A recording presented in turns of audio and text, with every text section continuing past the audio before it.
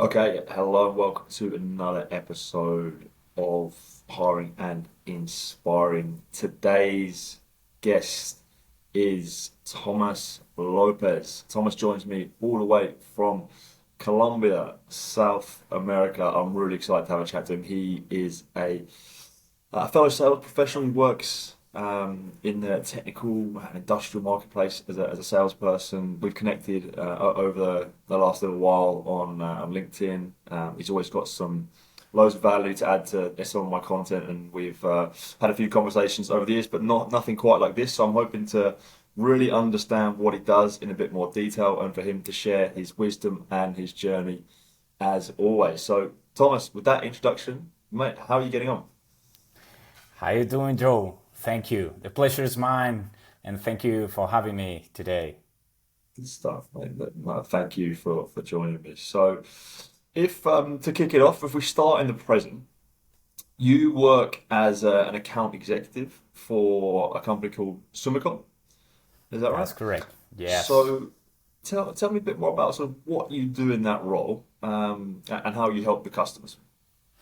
Sure. Well, Sumicol is part of a group called Corona.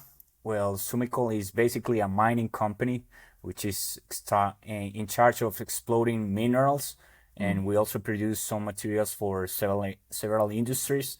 So basically, I'm in charge of prospecting and searching for new clients here in my role, and also, well, trying to support actual clients with their orders. And well, that's basically what I do here. So Mm. we serve and we try to find solutions for several industries such as ceramics, building materials, filtration, oil and gas, paint and coatings, and so on. So So, this what is do you, like what do you actually sell? What's the product? well, we sell from raw materials to specialized solutions. Yeah. So we sell, for example, silica sand, we sell kaolin, clay, feldspar, and we also sell, for example, frites and coatings for ceramic products. We also produce nanomaterials as well. So it's like a variety of products. Yeah. So as you might see, we sell from raw materials to let's say performance solutions. Yeah, and customers, you mentioned, construction, mining as well. Who's the focus? What's the target? Well, our core is ceramics because Okay. we started and well, our end client is Corona, which Mm. is the, the big company of the group. So we're in charge of producing these raw materials for their products, and from there we started diversifying, and we took advantage from those materials and from our knowledge, and Mhm. started producing some other solutions for other industries, Mm. and we try to, well, increase our clients, our profits, Yeah, and that's where we started. Yeah, yeah, gotcha. And you mentioned in the role you're in charge of winning new customers and clients for the company. that's correct. That's As correct. a Yes. salesperson, how do you go about doing that? What's your sales process for winning new customers? I'd love to know. Well, I think um, the I would say I start from prospecting Yeah. from many websites and from some platforms and tools. We start from looking for imports, for example. We look for a database, and we start looking which companies might be using our products, or which companies probably could use our products as a substitute. Yeah. So that's like the first tool we use, like import database. And we also look for companies that produce products based on our raw materials. For example, we look for building materials companies, or we also look for competitors, let's say for other ceramic producers, and we start contacting them and trying, well, to find the decision makers, and try how we can really make a difference, because we are in a market that we could be selling some commodities or products that probably you don't have like the a big chance to differentiate. Yeah. So we try like to seek for those clients that probably have some pain, or they have some issues, actual issues with their products, or they just want to improve their processes, or let's say their profit probably with our products. I think I lose you Yeah. for a Sorry, while. I just Can you hear me? forgive, That forgive. Yeah. okay? Yeah.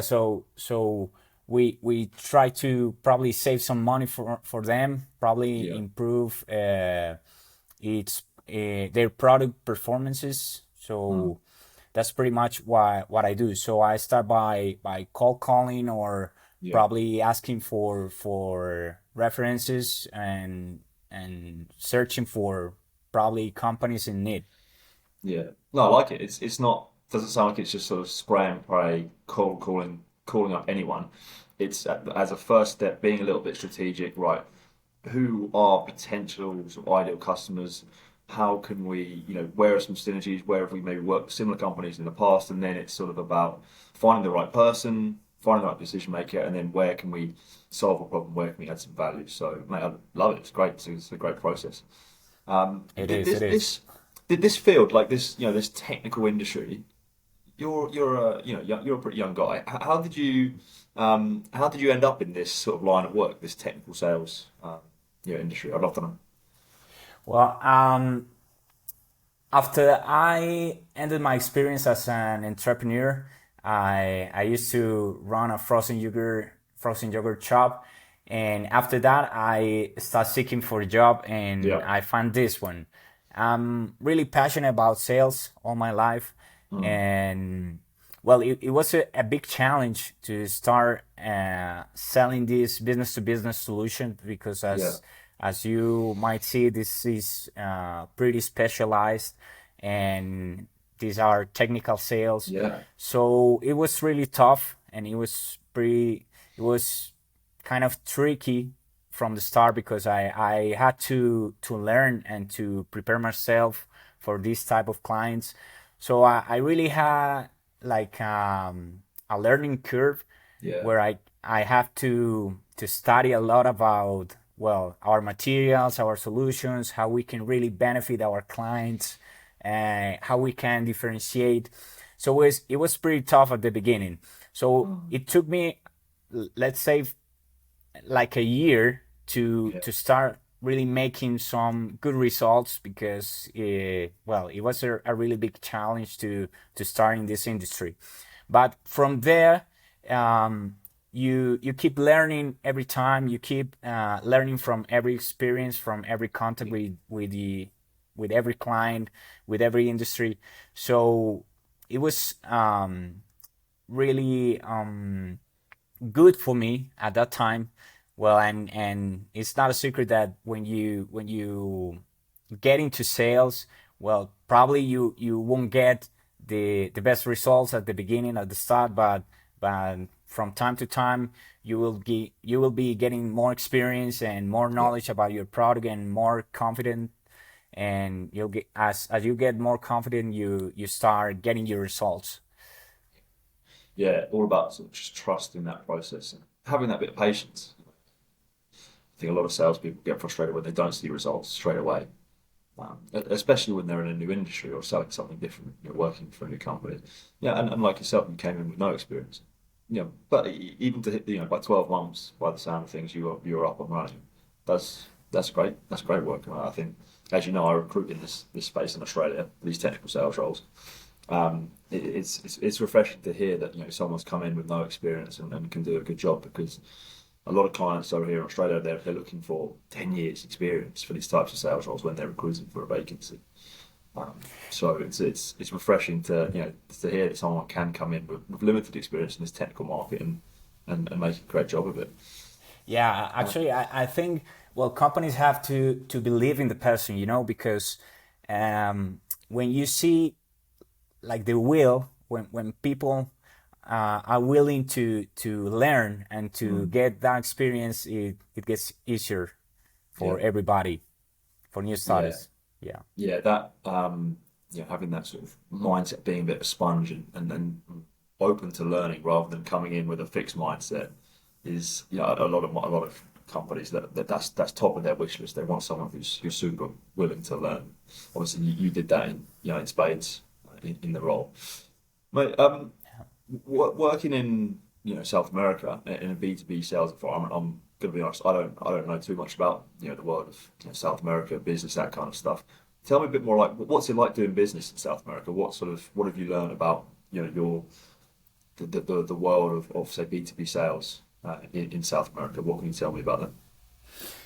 Well, to be honest, I haven't worked abroad, Mm, so let's say I can't compare with other markets, with other countries. But well, working in South America, I would say is the same as any country. mm, Here we have a lot of big companies, and we also have international investment here in Colombia and South America.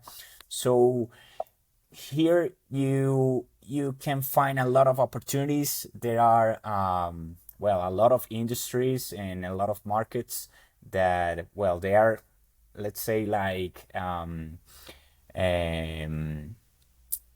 markets that have a lot of time.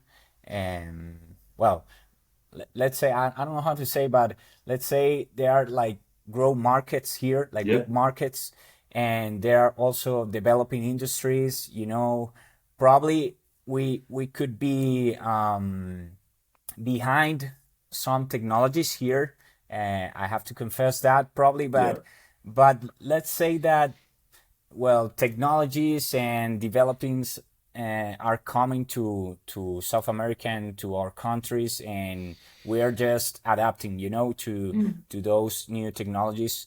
But here, you know, you will find like, let's say, people that are open to business, and companies are open to new solutions. Of course, every company wants to protect their knowledge, and sometimes it's hard in technical sales to, let's say, to really find their need or their pain. But as you get close to the person, to the decision makers, and you show them how you can really improve their process or their final products, so in that place you can really benefit them, and you can really, well, make some profits due to that need. So, well, sometimes a challenge, but I think people here are really kind. They are really open. They really want to listen for new offers, for new suppliers. So that's where you can, well, take that into your, well, you can make some profit, um, and you can take advantage of that situation. um, I think that something that is really hard for us is probably to export or to sell abroad our products, because, well, sometimes, let's say, the freights and the cost and the freights are higher for us to probably to move our products, to ship our products to other countries. So that's probably some topic that could be hard for us. But let's say, um I can say that that thing is getting easier now, because, well, from time to time, we are making more relationships with other countries, with other companies. So I think it is getting easier, and there are more possibilities that we can achieve now. So you mentioned about some growth markets and industries in South America. What in particular, what industries, should someone or or I should be what should we be looking out for South American market? Well, here I can say, for example, construction is like a big Mm, line of business.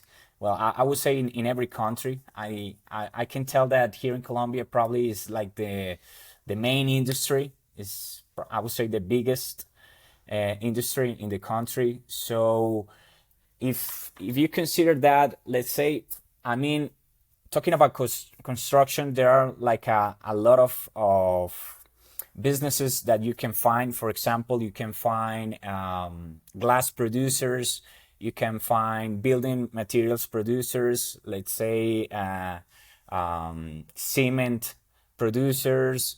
You can find, for example, ceramic producers. You can find paint and coatings producers.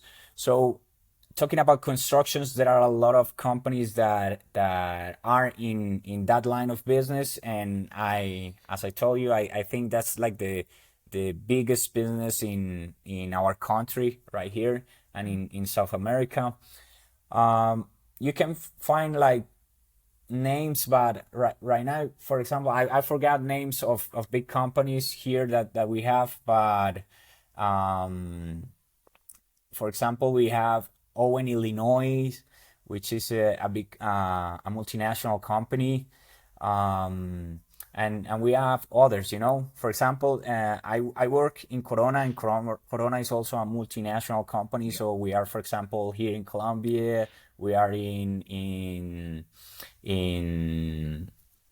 the United States markets as well. We are in Central America. Um, so you can find big companies here as well. yeah, gotcha. But you mentioned earlier about your previous business, the the frozen Frozen yogurt the store, yeah. frozen yogurt business. Mate, tell me about that. How did you get into that, and how was that as an experience? Yeah. After uni, I decided to start running my frozen yogurt store. I was really passionate about gelato, ice cream, and I get involved in that topic. I love to eat it. I think Yeah, everybody does. So I was really passionate about gelato, ice cream. So I started learning about ice cream recipes, about textures, yeah, and so I decided to start this journey. Back then, it was back in 2015, and it was a really great experience, because I think the main topic that made me took this journey was that I worked as an intern, as a purchasing intern, and it was a really hard job, and I was working extra hours. I was working a lot for a food and beverage company, and back then I thought that if I was like working extra hours, I was working a lot for that company, why I wouldn't do that for me, for my own business. So I think like that boost the idea of starting my own business. So it was really challenging back then because, well, I was younger. I know I'm young, but back in that time yeah, uh, I was more young. I mm, was younger, so I started, well, opening my first frozen yogurt store. yeah, Uh, it was like a great experience because I was full committed with the operations. I was in the point of sale. I was making sales, making marketing strategies. I was in charge of payroll and finance. I was in charge of almost everything, you know. I was 24/7 Yeah. just thinking about my business. I never had like some weekends. I didn't have holidays. I was like working a lot, but I was really happy doing that back then. Yeah. So what happened? You know, obviously you're not doing that anymore. How did it progress? How did you find it? What sort of what do you take from it? What's your reflection on that time running Yeah, that business? that's a story. That's a story. But Okay. I I wanted to grow, and let's say with the first shop, I was getting really great results. I was getting enough profit. I felt satisfied by back then, and I decided to open another frozen yogurt store. And I think I put a lot of effort in the second frozen yogurt shop, but I didn't get the results I was expecting. You know, I realized that every shop has its own performance, and I was expecting to get at least the same sales that I was getting in the first shop, and I didn't get that. So Right. I was kind of disappointed, and I tried a lot of things. You know, I tried selling gelato and ice cream for restaurants, for coffee shops. It wasn't that easy. It wasn't that easy. I tried so hard, but I couldn't get the results I was expecting. So I start closing the second shop because of its performance, and I kept working on the first shop, and I kept that for a while. Let's say I I I I run this this frozen yogurt shop for almost 4 years, Okay. almost 3.5 years. And let's say the last year I was just having a lot of thoughts and thinking what I would do with my life, you know, because I was happy, but I analyzed back then how much I was making, how much I was earning, how much hours I was working and putting Yeah. effort on that shop, and I realized that it wasn't enough, you know. And I realized that I could be earning more money if I just look for a job, or probably change my route, you know, Yeah. probably change path. And then I decided to start looking for a job, and to close that first shop, and probably have a new beginning. Understand, mate. And I know that sort of entrepreneurial spirit still runs, in your veins, because I know you've got a couple of sort of side projects going on at the moment currently. Tell me about them. Yeah. What's going on with those at the moment? Well, I think as you said, once an entrepreneur, I think forever an entrepreneur. Okay. Yeah, because well, I'm always passionate about, well, looking for other source of incomes, and Mm, trying to let I don't know, look for another side hustle, trying to make more yeah. money. Uh, I I I I won't say I wouldn't say that it is because I'm not satisfied with what I'm doing right now. It's Mm, just because, I don't know, you just want to make more. mm, So well, I after I started working as an executive here in Sumicol, um, I tried looking for side hustles, and I I started buying cryptocurrencies, and I started in the play to earn games. I don't know if you're familiar with that. With not no, no. play to earn games, yeah. Those are games where you get like a cryptocurrency, and you start like trading that currency, or as you play, that game pays you like that cryptocurrency, and well, you're hoping that the price of the cryptocurrency can increase, so you can make more profits. Yeah.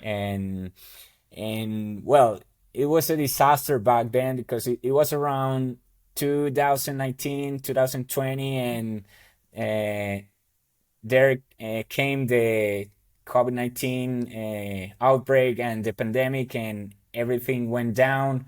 So I lose a lot of money there, but that was like another side hustle that I tried. And um, a year ago, I started studying a course uh, where I saw, well, I saw in the internet that I can sell on Amazon Mm. my own products, my private label products, and it got my attention. It got my attention, and I started and I decided to buy a course and start learning how to sell on Amazon. Okay. So it was, let's say, like 6 months of studying and learning how to sell on Amazon, how to select your winning product. You have to select well, a product that has a, let's say, a big demand, um, and you have to really study how the market behaves, and how you can really differentiate. So you have to select your winning product. You can, for example, use tools such as Jungle Scout or Helium 10. Those are like platforms that have a lot of data, and you can study that data and see, well, how many units each product sale per day, or how many suppliers are offering that product.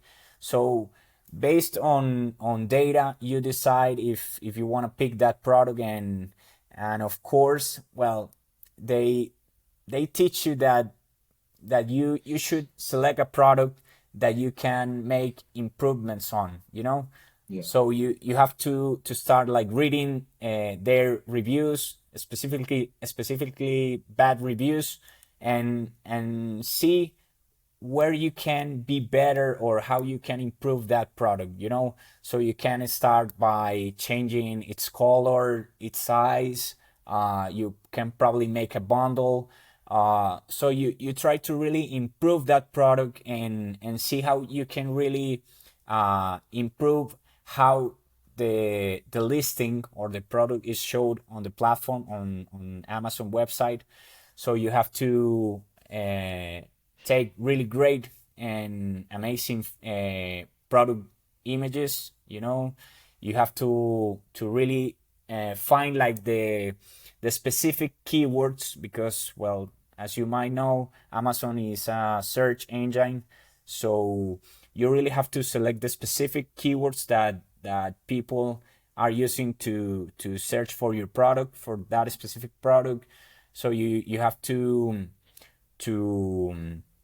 really like elaborate and prepare your title, your bullet points, or your product description, so people can really find your product on the website. And you also can use those tools I mentioned before, Jungle Scout or Helium 10, to select your keywords based on well, their search volume. So it's like it can sound like pretty simple, but it's a lot of process to really select Yeah. a winning product, to really rank your product on the website, because you have a lot of competitors there.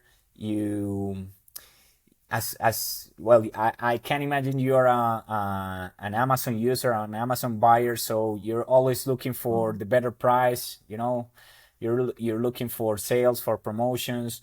So it's really hard, like to have a great deal Mm. for Amazon buyers, and it's really hard to rank your product. But um, I'm still in the process. I'm Mm. still in the process. I'm still working on it. I can tell you that I'm already making sales, Nice. daily sales.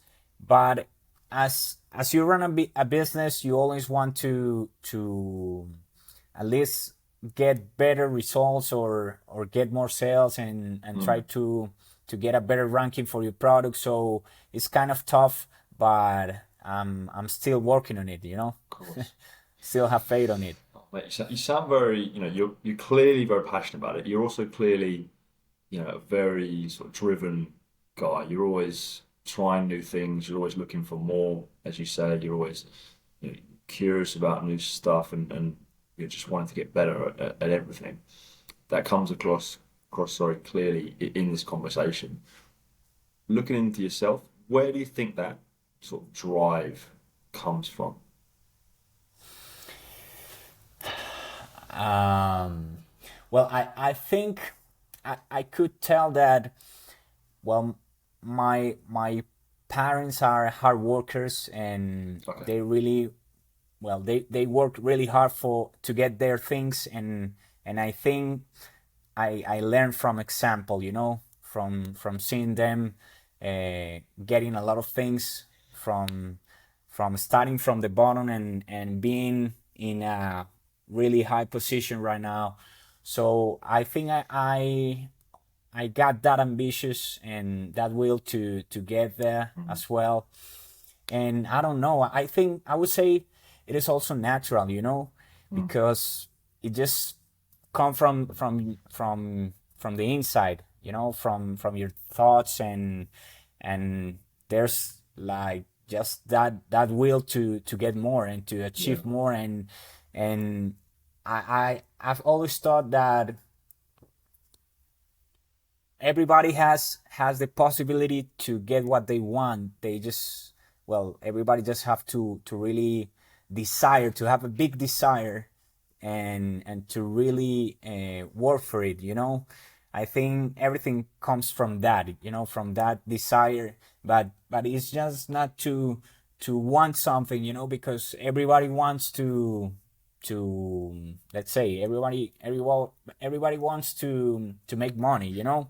Mm. But what are you really doing in order to get that, you know, to get that money? So you have to have a strong desire Mm. and have that will to do that. And I don't know, I think I have to say that I,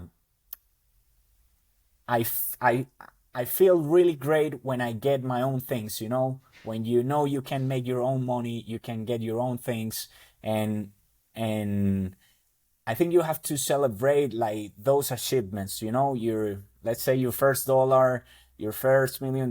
When you get that, um, you, well, $1 million, no, I haven't made that much, but let's say your first thousand, your first Yeah. $1,000. It's more realistic. But when you get that, you have to celebrate, you know, because you put a Yeah. lot of effort in order to get that. So, um, I don't know. You just have to believe in yourself, and once you start getting like those achievements, when you start making those steps and you start going up, you know that you can always make some more, and you can like put your mind into getting more things. Yeah. So you touched upon, more things, money, those kind of things. Is that success to you? What's success in, the world of Thomas Lopez? What does success mean to you? Tough question. Yeah, well, listen, when I started getting my, let's say, my first paychecks and that, I thought that getting money was everything, you know? Right. And I have to admit that it's really important and I really love it, you know? I have to admit it. I always want to get more. Mm. But in this time of my life, in this part of my life, now I've been changing my thoughts about success, you know, Okay. because sometimes you only focus on making money and getting things and, let's say, that material stuff. But now you now that, for example, that you, let's say, when you have a lot of work, when you are busy all the time, you start thinking if that's really what you want for your life, because there are all other things in life that you have to enjoy. For example, your Mm. family, your friends, your girlfriend, and everything. You start um, giving points. You start giving importance to other things. Yeah. For example, time, family time, uh, just to, let's say, to feel good, or your well-being uh, Mm. start getting more important. And, well, or let's say not more important, but it's a vital aspect that you have to consider, because you also want to enjoy your life. We are here for a moment, so we have to make the most from the time we have. So now I would say, you well, at least I seek for a balance, for a Yeah. equilibrium where you can have both things, because, well, time is really precious. Time is all, and enjoy the small things. Do you, when you're, say, hanging out with your family or whatever, trying to relax and having some downtime, do you struggle to switch off from sort of work mode, or, thinking about maybe your own business, or, the side projects you've got? Because I'll be honest, it's something I struggle with. I struggle switching off when I'm trying to relax or whatever. Is that something that you deal with as well? Well, at the moment, I would say it's not that hard, because, well, I started making some changes in my life, and I decided that as long as I want to enjoy that time with my family, with Yeah. my partner, I have to make that time, and and probably, it doesn't matter that I work a lot of time, let's say work after 5, and that kind of stuff. Probably it wouldn't change my performance on my job or in my Okay. work. Probably I will have to be more organized, try to well, use my calendar, my agenda, and try Mm. to schedule uh, every meeting, every time I want to, or every task I want to do, and trying to be more organized. At the end of the day,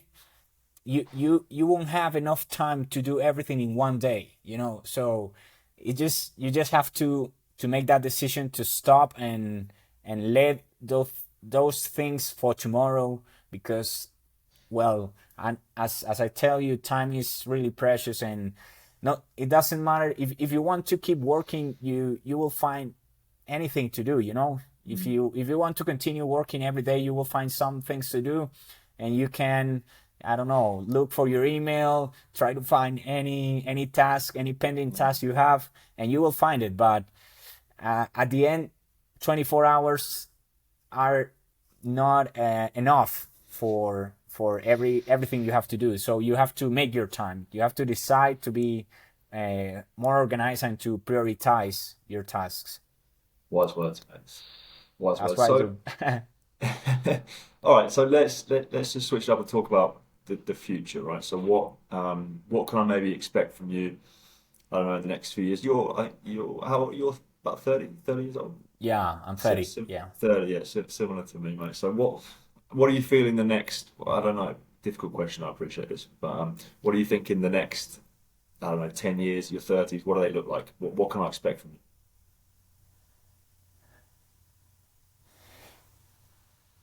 I lost you for a while, Sorry, but mate. can you hear me then? Okay. Yeah. Did you get the question? Yes, yes. Well, that's hard to answer, because I'm a millennial, Mm.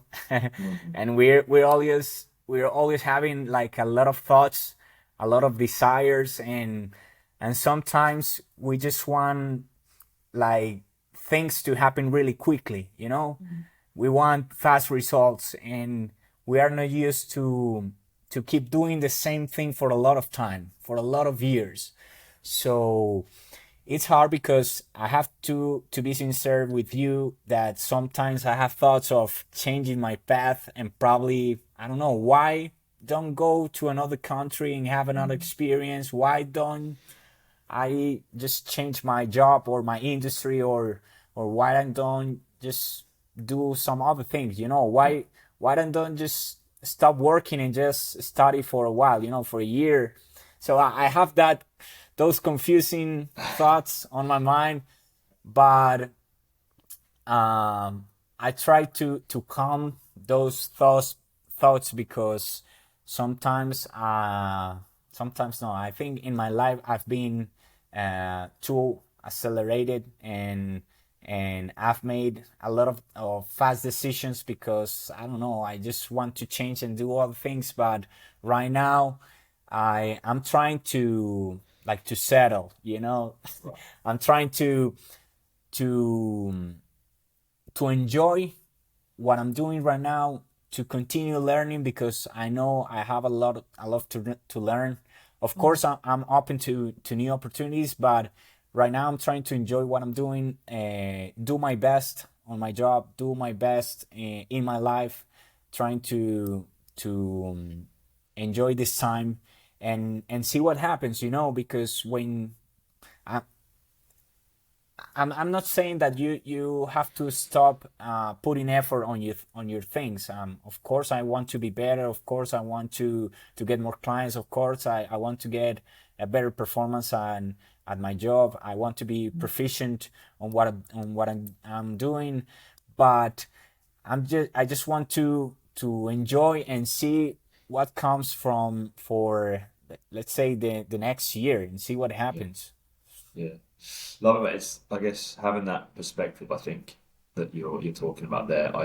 You're always wanting more, you're always wanting to learn more, you want to do better, etc., etc. But it's having that sort of perspective and taking a step back. This is what I've done so far already. This is what I've achieved. I'm okay with that. I don't have to be always, you know.